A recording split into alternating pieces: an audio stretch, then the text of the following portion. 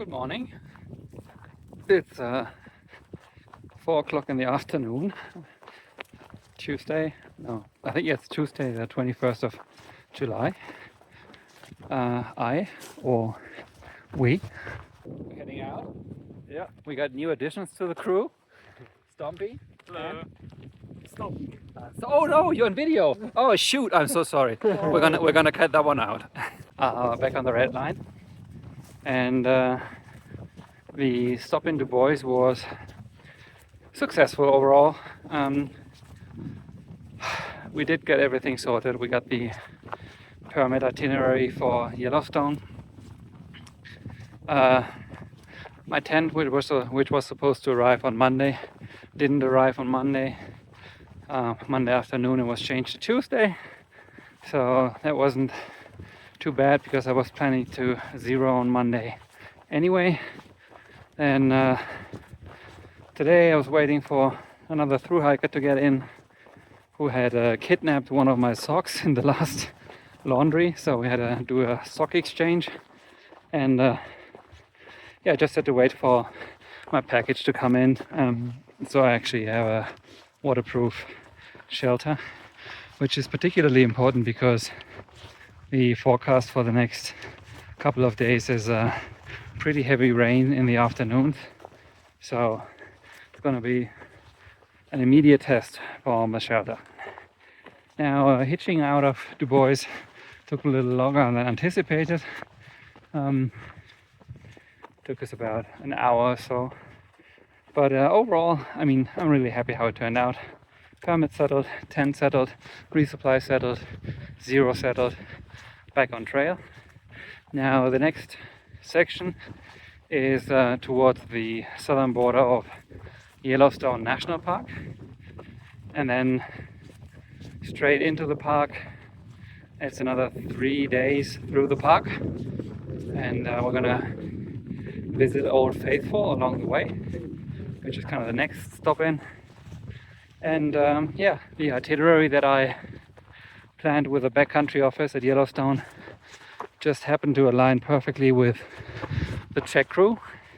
So there's a couple of Czech people on trail here, and 3 of them are now walking with me. It's Stompy, Unstoppable, and Jana. Jana already left earlier today, so she's ahead of us.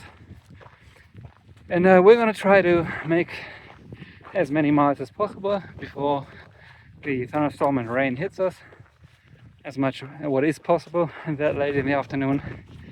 And then we have 2 more full days of hiking to the border of Yellowstone.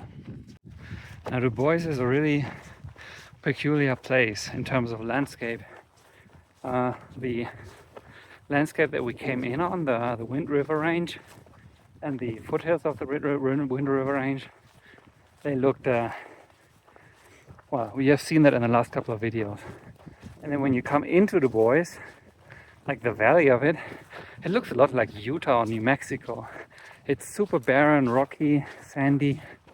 And then up here on the pass, it again looks completely different. It's back to alpine environments, but the mountains look completely different. They have this layered look, almost like the mesas in New Mexico. Even though we're only like a few miles from the Wind River Range. So apparently there seems to be like some, I don't know, geological divide around here that makes this landscape look so very, very different. It's also a completely different type of rock. It's this the stuff that kind of looks like concrete with pebbles in it. And I know there's a name for it, I just don't remember it. Hitching out of a town always feels very frustrating. If you're hitching out of the middle of nowhere, it's usually pretty one-dimensional. So there's one road in one direction and there's very few people. And so the chances of a car picking you up are pretty high, even though the amount of cars passing you is fairly low. Whereas if you're hiking on the outskirts of a city, the amount of cars that pass you is incredibly high. But the chances that they pick you up is very low because you have a lot of local traffic a lot of people just driving around or in and out of town, and a lot of them are not even going long distances, so they're not even considering giving you a hitch. So you have literally hundreds of cars passing you before somebody actually stops. Whereas usually, like if you're out of the country, it's maybe, I don't know, 10 or 15 or something like that. But we managed regardless, and now we're up on the pass.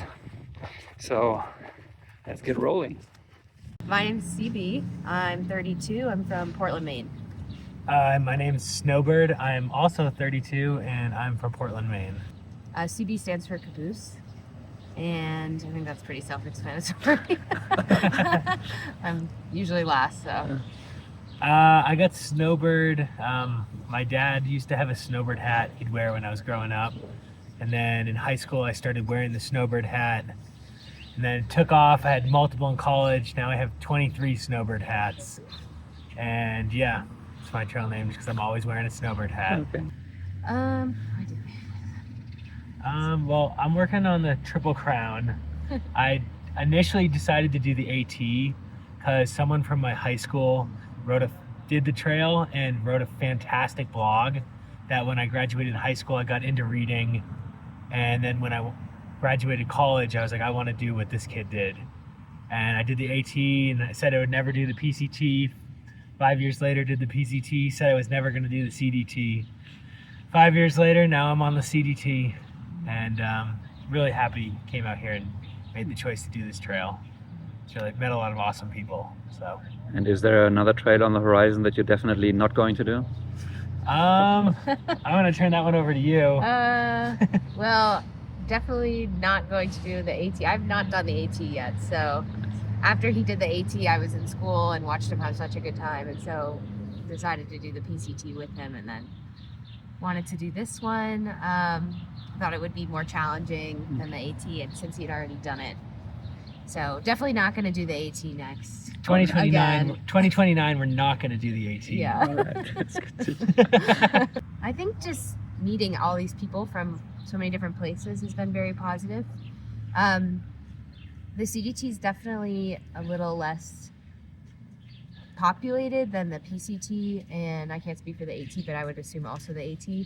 And so I think the people that are out here are super cool, and almost everybody is kind of the same vibe. And that's definitely been the best part, is just meeting tons of people from all over the world, and everybody's just really cool. So this trail has gone through a lot of towns where we know people from, either regular life or the PCT or even the AT. So we've been able to meet up with tons of friends and family. And then, at least for me, the best part of the trail so far has been my sister lives in Denver, and she came out and did Leadville to I-70, which is a pretty tough stretch. She came out and did 5 days with us, and that was definitely my favorite part of the trail so far, was hiking with her. I think our worst day/night on trail was when we were leaving one of these, after we'd had a really great time with a friend from the PCT, Fonzie. He dropped us back off, and to reconnect to the red line, we had to go down to the town of Empire, and then back from Empire all the way up on a dirt road, like 3,000 feet. And then we went over a peak, and then we were on a ridge line. It was very late, it was dark, it was lightning. And we just couldn't stop because it wasn't safe to stop. So we had to keep hiking, and we couldn't find anywhere to sleep. And then we were in a burn zone. It was very windy, and it was just a series of kind of not great stuff. And we weren't able to get to camp till almost 12:30 in the morning. Yeah, it was like I think we did like 32 miles. Yeah. And we were kind of bickering a little bit. Yeah, it was just my really headlamp tough. died. Yeah, it was like, It was cold, and a cloud rolled in. We were like hiking at 10 o'clock at night in a cloud. took a wrong turn and went through Yeah. a snowfield That we didn't need to go through, and then we realized we were going the wrong way, turned back, had to cross the snowfield again. At night. It was one of those. One of those nights. Yeah, it's just like a bunch of little things all compiling. Yeah, it's funny now, but Yeah. at the time it was not funny at all. It was very sad. It's okay, because the next day was Grand Lakes, Yep. and And then we it was my double-zeroed. birthday. Yeah, the next day was his birthday. So, So it was all good. We've kind of learned that it's okay to be, alone, not necessarily hiking with other people, It's like on the PCT, we hiked with like a big tramway, like all the time, always with other people.